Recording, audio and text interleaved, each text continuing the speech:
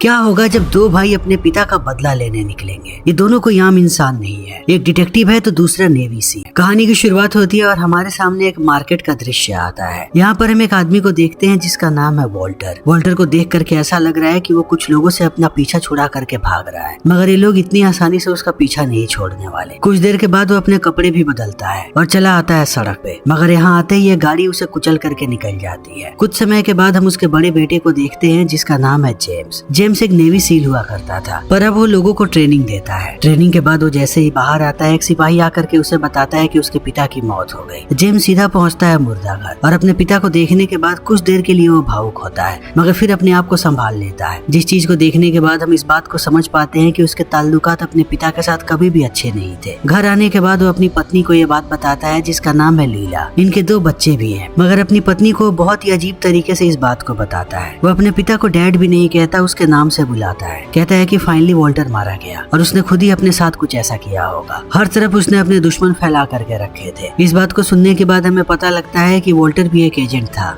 James कहता है कि जल्दी ही मैं फ्यूनरल रखना चाहता हूँ। तब लीला कहती है कि तुम्हें अपने भाई को बुलाना चाहिए। इस बात को सुनते ही जेम्स कहता है कि उसे आज तक कोई फर्क नहीं पड़ा वॉल्टर से। वॉल्टर के मरने के बाद भी उसे कोई फर्क नहीं पड़ने वाला। तभी हमारे सामने ओक्लाहोमा का दृश्य आता है। यहाँ पर हम जॉनी को देखते हैं। जैसे ही जॉनी घर पे आता है, वो देखता है कि उसकी गर्लफ्रेंड वैलेंटीना उसे छोड़ करके जा रही है। वो उसे मनाने की कोशिश करता है, मगर वो नहीं मानती और कहती है कि आज मेरा बर्थडे है और तुम इस चीज को भी भूल गए थे और ऐसी 1000 चीजें और हैं जिनसे मैं परेशान हूँ, इसीलिए मैं तुम्हें छोड़ करके जा रही हूँ। तब अपनी गर्लफ्रेंड को मनाने के लिए जॉनी उसकी भाषा बोलने की कोशिश करता है। वो मुस्कुरा देती है और कहती है कि मैं नहीं मानने वाली और अपनी गाड़ी लेकर के निकल जाती है यहाँ से। जॉनी आकर के सो जाता है अपने घर पे, मगर आधी रात में उसे कॉल आता है लीला का। लीला बताती है कि तुम्हारे पिता की मौत हो गई है और जल्दी हम यहाँ पर फ्यूनरल रखने वाले हैं हवाई में। मैं चाहती हूँ कि तुम यहाँ पर आओ। इन बातों को सुनने के बाद जॉनी कहता है कि मुझे नहीं पता था कि मेरे पिता अभी भी जिंदा है। मुझे ऐसा लग रहा था कि वो सालों पहले मर गए होंगे। मेरा उनसे कोई लेना देना नहीं है और मैं नहीं आने वाला। अब ये फोन पर बातें कर ही रहा होता है, तभी 2 लोग उसके घर के अंदर घुस जाते हैं और उसके गले पे तलवार रख देते हैं। फिर बताते हैं कि वो याकुजा गैंग से हैं। वो जॉनी को कहते हैं कि तुम्हारे पिता ने मरने से पहले तुम्हारे लिए एक पार्सल भेजा था, हमें वो पार्सल चाहिए। जॉनी कहता है कि मुझे कुछ नहीं पता, मुझे तो अभी पता लगा है कि उसकी मौत हुई है। देखते ही देखते यहाँ पर इनके बीच लड़ाई शुरू हो जाती है। ये सारे लोग मारना चाहते हैं जॉनी को, मगर जॉनी कोई अनाड़ी नहीं है। वो पेशे से एक डिटेक्टिव है। ऐसे बहुत सारे लोगों को वो पहले भी निपटा चुका है। वो एक एक करके इन सब का भी काम तमाम कर देता है। अगले दिन हमारे सामने हवाई का दृश्य आता है जहाँ पर वॉल्टर का फ्यूनरल हो रहा है। तभी जॉनी भी आ जाता है। जॉनी को देखने के बाद जेम्स बिल्कुल भी खुश नहीं है। ये दोनों एक दूसरे से बहस करना शुरू कर देते हैं। यहीं पर एक लड़की है जिसका नाम है नानी। नानी इनकी कजन है और जॉनी को देखने के बाद बहुत ही ज्यादा खुश है। सब इन्हें शांत करवाते हैं और ये लोग आने लगते हैं घर पे। घर में अंदर आने से पहले जब ये दोनों बातें कर रहे होते हैं, तब हमें पता लगता है कि इन दोनों के पिता एक है, मगर इन दोनों की माँ अलग अलग थी। और इसी बात का गुस्सा है कहीं ना कहीं जेम्स को, क्योंकि उसकी माँ को छोड़ करके जॉनी की माँ से शादी कर ली उसके पिता ने। पर जॉनी ज्यादा अकेला रहा है, क्योंकि एक वक्त के बाद उसकी माँ की भी मौत हो गई और वॉल्टर ने कभी किसी की परवाह नहीं की। जब अंदर आने के बाद ये लोग एक साथ खाना खा रहे होते हैं, तभी जॉनी सबको बताता है कि मुझे लगता है कि वॉल्टर का मर्डर हुआ है, ये कोई एक्सीडेंट नहीं था। मगर जेम्स इस बात को नहीं मानता। तब जॉनी कहता है कि मेरे घर पे कुछ गुंडे आए थे और वो मुझसे एक पार्सल मांग रहे थे जो उनके मुताबिक वॉल्टर ने मुझे भेजा था। तो इसका मतलब यह है कि उन्हीं लोगों ने मारा है हमारे पिता को। इन बातों को सुनने के बाद जेम्स जॉनी को लेकर के आता है बाहर और कहता है कि वहाँ पर मेरे बच्चे भी थे। मेरे बच्चों के सामने तुम ऐसी बातें नहीं कर सकते और तुम्हें कब से फर्क पड़ने लगा वॉल्टर की मौत से? तुम्हें तो सदियों बीत चुकी थी उनसे बात किए हुए। जॉनी कहता है कि अगर तुम्हें पता नहीं करना तो मत करो, मगर मैं इस सच्चाई का पता लगा करके रहूंगा। इतना कहने के बाद वो यहाँ से निकलता है और चला आता है एक बार में। यहाँ जब वो शराब पी रहा होता है, तभी उसे बारटेंडर एक शॉट ऑफर करती है। वो उसे पी लेता है। तभी वो देखता है कि यहाँ पर एक आदमी आया है जिसका नाम है के। वो हवाईयन के सबसे पावरफुल लोगों में से एक है, मगर उनका समुदाय ही अलग है। यहाँ आते ही वो देखता है जॉनी की तरफ और कहता है कि तुम यहाँ पर क्यों आए हो? मैं नहीं चाहता कि तुम यहाँ पर रहो, मैंने तुम्हें पहले भी वार्निंग दी थी। अब तुम्हारे पास सिर्फ 7 दिनों का वक्त है। इसी बीच जॉनी को एहसास होता है कि ये लोग उसे उठा करके कहीं दूर लाए हैं। के उसके गले पे एक निशान बनाता है और कहता है कि 8वें दिन तुम मुझे यहाँ पर दिखने नहीं चाहिए, वरना तुम्हारी मौत पक्की है। दूसरी तरफ हम देखते हैं जेम्स को, जो जाता है यहाँ के पुलिस चीफ के पास। जॉनी की बातें सुनने के बाद उसके दिमाग में भी ये बात आ गई है। वो पुलिस चीफ से जाकर के कहता है कि मुझे अपने पिता की पूरी फाइल देखनी है। मुझे नहीं लगता कि वो एक्सीडेंट था, किसी ने जानबूझ के उन्हें मारा है। पुलिस चीफ काल कहता है कि हम लोग पहले इस चीज के बारे में देख रहे हैं और मुझे नहीं लगता कि उनकी हत्या हुई है, पर फिर भी मुझे कुछ भी पता लगता है तो मैं तुम्हें बताता हूँ। दूसरी तरफ जॉनी आता है वॉल्टर के घर पे और हर जगह की तलाशी लेने लगता है। उसे एक बंदूक मिलती है जिसे वो अपने पास रख लेता है। तभी देखता है कि एक लड़का इधर ही आ रहा है। वो छुप जाता है कमरे में जाकर के। इस लड़के का नाम है पीका। पीका जैसे ही कमरे के अंदर घुसता है, जॉनी जाता है है उसे पकड़ने के लिए, तब पीका भागना शुरू कर देता है। बहुत देर तक इनके बीच चूहे बिल्ली का ऐसे ही खेल चलता रहता है, मगर एक वक्त के बाद अब जॉनी ने पीका को पकड़ लिया है। वो उसका नाक तोड़ देता है और कहता है कि मुझे बताओ कि तुम मेरे पिता को कैसे जानते हो। पीका कहता है कि अच्छा तो तुम वोल्टर के बेटे हो। मैं वोल्टर के लिए छोटे मोटे काम किया करता था। उसकी मौत से मुझे भी बहुत दुख है, मगर उसने पूरे शहर को दुश्मन बना करके रखा था। तो मैं तुम्हें एक शख्स का नाम नहीं दे सकता कि आखिर वोल्टर को किसने मारा होगा। जॉनी अब पूरे घर में घूम रहा है, तभी उसकी नजर पड़ती है एक सर्फिंग बोट पे। वो जैसे ही उसे छूता है, अंदर से एक नक्शा गिरता है नीचे। तभी दूसरी तरफ हम देखते हैं जेम्स को, जो उस जगह पे आया है जहाँ पे वोल्टर को मारा गया था। बगल में एक रेस्टोरेंट है। वो उसके अंदर जाता है और कहता है कि मुझे सीसीटीवी फुटेजेस देखनी है। वो लोग मना कर देते हैं, तब वो उन्हें पैसे ऑफर करता है। वो कहते हैं कि हमें पैसे नहीं चाहिए। जेम्स कहता है कि ये पैसे तुम लोगों के इलाज के लिए है, क्योंकि मैं तुम लोगों की बहुत ही बुरी हालत करने वाला हूँ। दूसरी तरफ हम जॉनी को देखते हैं, जो अभी भी नक्शे को निहार रहा है। तभी जेम्स अंदर घुस जाता है और ये दोनों एक दूसरे पे बंदूक तान देते हैं। थोड़ी देर के बाद ये लोग बंदूकें नीचे करते हैं और जेम्स पेन ड्राइव देता है जॉनी को। वीडियो प्ले करने के बाद इन्हें पता लगता है कि इनके पिता को सच में मारा गया है, और जिस वैन से उसे कुचला गया उस पर कोई नंबर प्लेट भी नहीं था। यानी अब इन्हें पूरे शहर में ब्लू रंग के वैन को ढूंढना है। पर ये लोग गाड़ी में बैठने के बाद जैसे ही मेन रोड पे आते हैं, एक दूसरी गाड़ी आकर के ठोक देती है और अंदर से गुंडे निकल करके अंधाधुंध गोलियां चलाने लगते हैं इनके ऊपर। ये दोनों भी अंदर से गोलियां चलाने की कोशिश कर रहे हैं, मगर उतनी आसानी से गोली नहीं चला पा रहे हैं। तब इन चीजों को देखने के बाद जॉनी गाड़ी से बाहर कूद जाता है और एक एक करके मारने लगता है सबको। दूसरी तरफ जेम्स भी गाड़ी के ऊपर चढ़ चुका है। तब जॉनी उसे कहता है कि वो नीचे उतरे। जैसे ही जेम्स नीचे उतरता है, जॉनी उसकी गाड़ी को ब्लास्ट कर देता है। इस चीज को देखने के बाद अब जेम्स गुस्से में है और कहता है कि तुमने मेरी गाड़ी को ब्लास्ट क्यों किया। जॉनी कहता है कि सिर्फ यही एक रास्ता था। वो तुरंत पुलिस वालों को बुलाता है यहाँ पे, मगर अब पुलिस चीफ इन दोनों की क्लास लगा रहा है। वो जॉनी को कहता है कि तुम इस बात को भूल गए हो कि तुम पुलिस डिटेक्टिव नहीं हो यहाँ पे, तुम कहीं और के पुलिस डिटेक्टिव हो। और वो जेम्स को कहता है कि तुम तो कहीं के भी पुलिस नहीं हो, तो तुम दोनों को अपने घर में रहना चाहिए। पुलिस का काम पुलिस पे छोड़ दो। पर ये शांत नहीं बैठने वाले। घर आने के बाद वो लोग दोबारा नक्शे को खोलते हैं और नानी को बुलाते हैं यहाँ पे। नानी एक वकील है। वो इस चीज को देखने के बाद समझ जाती है और कहती है कि ये एक कसिनो का नक्शा है जो हवाई में ही बनने वाला है, और इसे बनाने वाला है मार्कस रोबिशॉ नाम का आदमी, जो यहाँ के सबसे अमीर लोगों में से एक है। ये बात किसी को पता नहीं कि वो कसिनो बना रहा था, यानी वोल्टर को यह बात पता लग गई और यहीं से सारे मुसीबत की शुरुआत हुई है। यानी कि तुम्हारे पिता को मारने वाला कोई और नहीं बल्कि मार्कस ही है। अब अगली सुबह ये लोग उस जगह पे जाते हैं जहाँ पे कसिनो बनने वाला है। बहुत सारे लोग यहाँ पे पहले से रह रहे हैं, मगर ये जमीन किसी की भी नहीं है। ये लोग ऐसे ही यहाँ पर रहते हैं और इन्हें इस बात की भनक तक नहीं है कि जल्दी इन्हें यहाँ से भगा दिया जाएगा ताकि यहाँ पे कसिनो बन सके। तभी इन्हें काल बुलाता है और कहता है कि मुझे वो ब्लू रंग की वैन मिल चुकी है। ये लोग जब वहाँ जाते हैं तो वो दिखाता है कि वैन पानी के अंदर गिरी हुई थी और ड्राइवर की भी मौत हो चुकी है और किसी को पता नहीं कि ये वैन किसकी है। हम बाकी चीजों के बारे में पता कर रहे हैं। तभी पीका इन्हें बताता है कि आज रात में एक पार्टी है और कैटरिंग का काम मिला है पीका को, और वो पार्टी किसी और के घर पे नहीं बल्कि मार्कस रोबिशॉ के घर के अंदर है। मार्कस का नाम सुनने के बाद ये दोनों कहते हैं कि हमें भी चलना है। पीका मना करता है, मगर ये लोग कैटरिंग वाले बंद करके वहाँ पहुँच जाते हैं। अब इन्हें कैसे भी जानकारियाँ निकलवानी है। तभी जॉनी की मुलाकात होती है एक लड़की से जिसका नाम है मोनिका। कुछ देर बात करने के बाद मोनिका बताती है कि वो मार्कस की वाइफ है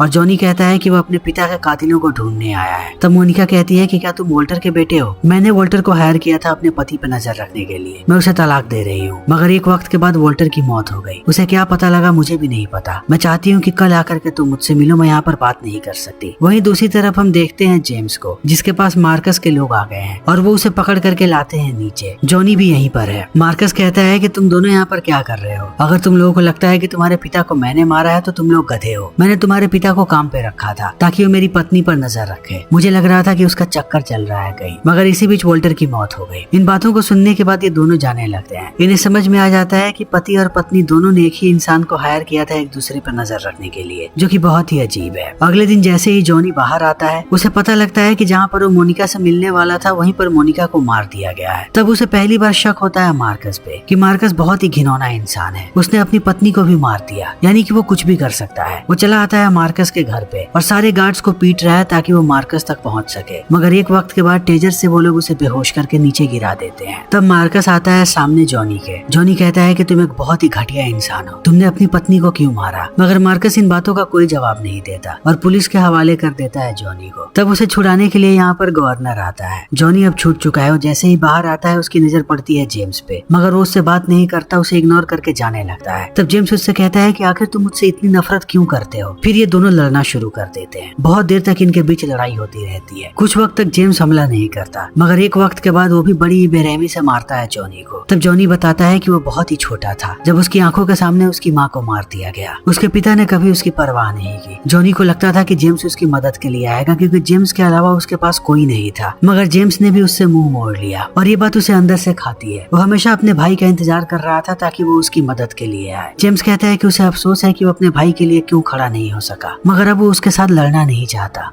ये दोनों एक दूसरे से माफी मांगते हैं। जॉनी कहता है कि मैं बहुत छोटा था जब मेरी माँ को मार दिया गया। मैं अपने माँ के कातिलों से बदला नहीं ले पाया, मगर मुझे अब अपने पिता के कातिलों को मारना है। इन बातों को सुनने के बाद जेम्स कहता है कि मैं भी तुम्हारे साथ हूँ। जैसे ये दोनों घर आते हैं, इन्हें लैला से झूठ बोलना पड़ता है कि ये बाहर के गुंडों से लड़ रहे थे। ये लैला को नहीं बताना चाहते कि इन लोगों ने आपस में लड़ाई की है, मगर लैला बहुत समझदार है। वो समझ जाती है कि आपस में ही लड़ रहे थे। तभी वैलेंटीना कॉल करती है जॉनी को और बताती है कि तुम यहाँ से घर छोड़ करके चले गए और मुझे बताया भी नहीं। मैं यहाँ पर आई तो तुम्हारा पूरा का पूरा घर पार्सल से भरा पड़ा है। यहीं पर एक पार्सल है जिसके अंदर एक ड्राइव है। इस बात को सुनने के बाद जॉनी कहता है कि अभी के अभी इस ड्राइव को लेकर के तुम हवाई आओ। वैलेंटीना कहती है कि मैं कहीं नहीं आने वाली, हमारा ब्रेकअप हो चुका है। मैं तुम्हें कुरियर से इस ड्राइव को भेज देती हूँ और तुम हवाई मेरे साथ जाने वाले थे, अकेले क्यों गए? इन बातों को सुनने के बाद जॉनी कहता है कि मैं तुम्हें अभी कुछ नहीं समझा सकता। मैं बस इतना चाहता हूँ कि तुम खुद ड्राइव को लेकर के हवाई आओ। और वैलेंटीना आ भी जाती है, मगर यहाँ आने के बाद वो फिर से इस बात की पुष्टि करती है कि अब वो साथ नहीं है जॉनी के। जैसे ही जॉनी को ड्राइव मिलती है और ड्राइव पीका को दे देता है। ये गाड़ी में बैठ करके अभी चारों लोग घर आ रहे हैं। पीका कहता है कि ये ड्राइव इनक्रिप्टेड है, इसके लिए 12 डिजिट का हमें कोड चाहिए। जेम्स उसे कोड देता है और कहता है कि मुझे वॉल्टर के सेफ से ये मिला था। पीका ड्राइव को अनलॉक कर रहा है। तभी ये लोग देखते हैं कि गुंडे फिर से इनके पीछे आ गए और अंधाधुन वो लोग गोलियां चला रहे हैं। ऊपर एक हेलीकॉप्टर भी है। इस चीज को देखने के बाद अब यहाँ पे वैलेंटीना कहती है कि मैं गाड़ी चलाती हूँ। वो गाड़ी चलाती है और ये लोग एक एक करके मारने लगते हैं सबको। तभी 2 बाइक सवार घुस जाते हैं गाड़ी के अंदर। एक से जॉनी लड़ रहा है तो दूसरे से जेम्स। सबसे पहले जॉनी मार देता है एक बाइक सवार को, दूसरी तरफ जेम्स दूसरे को भी निपटा देता है। मगर अभी भी हेलीकॉप्टर इनके सर के ऊपर है। जेम्स निशाना लगाता है और एक ही गोली में खेल खत्म कर देता है जो इन पर गोलियां चला रहा था। मगर अभी भी ये लोग सुरक्षित नहीं है। क्रैश होने के बाद हेलीकॉप्टर आने लगता है इनकी गाड़ी की तरफ, मगर इनकी किस्मत अच्छी है। इन वक्त पे ये लोग टनल के अंदर आ जाते हैं और टनल के बाहर एक ब्लास्ट होता है। सारे लोग जब वहाँ से दूर आते हैं तब पीका बताता है कि उसने पेन ड्राइव को अनलॉक कर दिया है। जैसे ही सारे डिटेल्स को वैलेंटीना देखती है, वो कहती है कि $12 मिलियन का ट्रांजैक्शन हुआ है और ये सारा का सारा पैसा एक ही आदमी के अकाउंट में गया है। जैसे ही वो नाम बताती है, नाम सुनने के बाद ये दोनों चौंक जाते हैं, क्योंकि ये सारा पैसा गवर्नर के पास गया है। यानी गवर्नर भी मिला हुआ है मार्कस के साथ। दूसरी तरफ नानी जाती है गवर्नर के पास उस नक्शे को लेकर के और कहती है कि यहाँ पर एक इलीगल कसिनो बनने वाला है जिसके बारे में किसी को पता नहीं। मगर ये बात मुझे समझ में नहीं आ रही कि इसे गवर्नमेंट ने कैसे अप्रूव किया है। अभी भी वहाँ पर लोग रह रहे हैं, यानी उन सबको हटा दिया जाएगा। नक्शे को लेने के बाद गवर्नर कहता है कि मैं देखता हूँ कि मैं क्या कर सकता हूँ। तभी जेम्स और जॉनी वैलेंटीना को लेकर के आते हैं घर पे। यहाँ आने के बाद जेम्स को कुछ गड़बड़ लगती है। वो हर तरफ लैला को ढूंढता है, मगर लैला कहीं नहीं मिलती। जैसे ही वो बाथरूम में जाता है, देखता है कि उसके बच्चे छुपे हुए हैं और रो रहे हैं। वो बताते हैं कि कुछ लोग आए थे जो उसकी माँ को उठा के ले गए। तभी मार्कस कॉल करता है जेम्स के फोन पे। उसे बताता है कि तुम्हारे पास एक पेन ड्राइव है, वो पेन ड्राइव मुझे चाहिए। अगर तुम 1 घंटे में यहाँ पर नहीं आए तो मैं लैला और नानी दोनों को मार दूंगा। इस बात को सुनने के बाद ये दोनों आग बबूला होने लगते हैं। जेम्स अपना खुफिया कमरा खोलता है जिसके अंदर दुनिया के सबसे खतरनाक हथियार पड़े हुए हैं। एक बैग के अंदर ये लोग सारे हथियारों को डालते हैं और जाने लगते हैं मार्कस के घर की तरफ। जितने भी बाहर मार्कस के लोग हैं वो एक एक करके सबको मार देते हैं, मगर इनकी बंदूकों में साइलेंसर लगाया, किसी को कानो कान भनक नहीं लगती इस चीज के बारे में। हर तरफ लाशें बिछ चुकी हैं। कुछ देर के बाद मार्कस देखता है कि यहाँ की बिजली चली गई। तब उसे एहसास होता है कि वो दोनों यानी आ चुके हैं। वो अपने एक आदमी को भेजता है बाहर आते ही वो आदमी देखता है कि हर तरफ लाशें बिछी हुई है। तभी जॉनी उसे भी मार देता है। मार्कस को अब खतरे का अंदाजा है। वो तुरंत इत्तला करता है याकुजा गैंग को, कहता है कि वो दोनों किसी भी कीमत पे जिंदा नहीं बचने चाहिए। अब ये सारे के सारे याकुजा वाले पहुंचते हैं जेम्स के पास और कत्लेआम की शुरुआत हो जाती है। जेम्स अकेला इन सब से लड़ रहा है। वो एक एक करके आते जाते हैं और वो सबको मारते जाता है। एक वक्त के बाद यहाँ पर सिर्फ और सिर्फ खून और लाशें होती हैं। तभी जॉनी भी आता है और ये लोग नीचे जाकर के देखते हैं तो यहीं पर लैला और नानी है। वो उन्हें आजाद कर देते हैं, मगर मार्कस अब यहाँ से भाग चुका है। तब जॉनी जाता है मार्कस के पीछे। जेम्स दोनों औरतों को लेकर के आने लगता है बाहर। तब लैला कहती है कि तुम ये क्या कर रहे हो, अपने भाई को दोबारा मत छोड़ो, उसके पीछे जाओ। तब जेम्स आने लगता है, मगर अब उसका मुकाबला होता है याकुजा गैंग के एक मेंबर से जिसका नाम है नाकामुरा। उसके पास एक खतरनाक तलवार भी है। बहुत देर तक इनके बीच घमासान लड़ाई चलती रहती है। बार बार वो आदमी घायल करने की कोशिश करता है जेम्स को, मगर जेम्स को यह नाड़ी नहीं है। जब वो मारना शुरू करता है तो बड़ी बेरहमी से मार डालता है नाकामुरा को। दूसरी तरफ हम मार्कस को देखते हैं जो अपने बोट तक पहुंच चुका है ताकि यहाँ से भाग सके, मगर उससे पहले जॉनी आ जाता है और इन दोनों के बीच लड़ाई की शुरुआत हो जाती है। बहुत देर तक ये लोग लड़ते रहते हैं, मगर एक वक्त के बाद मार्कस एक हुक फंसा देता है जॉनी के कंधे में। अब जॉनी घायल होकर के नीचे गिरा है। मार्कस कहता है कि मैंने पहले तुम्हारे पिता को मारा, वो कुछ ज्यादा ही दिमाग लगा रहा था, और अब तुम दोनों भाइयों की बारी है। जब तक तुम दोनों नहीं मरोगे तब तक मेरा रास्ता साफ नहीं होने वाला, मुझे शांति चाहिए। इतना कहने के बाद वो बंदूक निकालता है। तब जॉनी हंसने लगता है। मार्कस कहता है कि तुम हंस क्यों रहे हो? तभी वो ग्रेनेड का पिन दिखाता है, यानी अब यहाँ पे ब्लास्ट होने वाला है। इस चीज को देखने के बाद अब मार्कस गोली चलाता है, मगर गोली आकर के लगती है तेल के डिब्बे पे और ब्लास्ट होना शुरू हो जाता है। ब्लास्ट का झटका इतना तेज है कि जॉनी गिर जाता है पानी में। दूर से जेम्स देखता है तो उसे लगता है कि शायद जॉनी की मौत हो गई। वो तुरंत पानी में कूद जाता है और खींच करके लाता है बाहर लाने के बाद वो देखता है कि जॉनी अभी भी जिंदा है। अगले दिन पुलिस वाले पहुंच जाते हैं गवर्नर के पास उसे गिरफ्तार करने के लिए, क्योंकि वो भी मार्कस के साथ मिलकर के काम कर रहा था। अब ये सारे लोग आकर के बीच पे एंजॉय कर रहे हैं, मगर जॉनी अकेला खड़ा है कुछ दूरी पे। वो अपनी माँ की तस्वीर को देखता है और कुछ शब्द बोलता है अपनी माँ के लिए। तभी यहाँ पर मिस्टर के आता है और जॉनी को देखने के बाद कहता है कि मैंने तुम्हें 1 सप्ताह का वक्त दिया था, लेकिन अब तुम्हें कहीं जाने की जरूरत नहीं है, क्योंकि अब तुम भी हमारे समुदाय के मेंबर हो। तब जॉनी को पूरी बात समझ में आती है कि के क्या चाहता था। के को पता था कि कसिनो बनने वाला है, तब ये सारे लोग बेघर हो जाएंगे और वो कभी भी मार्कस को खत्म नहीं कर सकते। लेकिन उसे पूरा भरोसा था जॉनी और जेम्स पे कि ये दोनों भाई उसे खत्म कर देंगे। इसीलिए के कहता है कि अब से तुम यहाँ के मेंबर हो। इतना कहने के बाद वो एक पर्ची देता है जॉनी के हाथ में, कहता है कि मेरी तरफ से ये तोहफा है, इसमें उस शख्स का नाम है जिसने तुम्हारी माँ को मारा था। इतना कहने के बाद वो चला जाता है और जॉनी सीधा आता है जेम्स के पास। वो खुद नाम को नहीं पढ़ता और पर्ची दे देता है जेम्स को। जेम्स नाम पढ़ता है और पर्ची को जला देता है। फिर अपने छोटे भाई को लेकर के जाता है परिवार के पास। ये सब लोग एक साथ बहुत खुश हैं और कहीं एक साथ ही रहने वाले हैं। फिर इसी के साथ ये फिल्म यहीं पर खत्म हो जाती है। तो दोस्तों, अगर आपको हमारी ये वीडियो पसंद आई हो तो इसे लाइक करें, शेयर करें और चैनल को सब्सक्राइब करें। Thank you.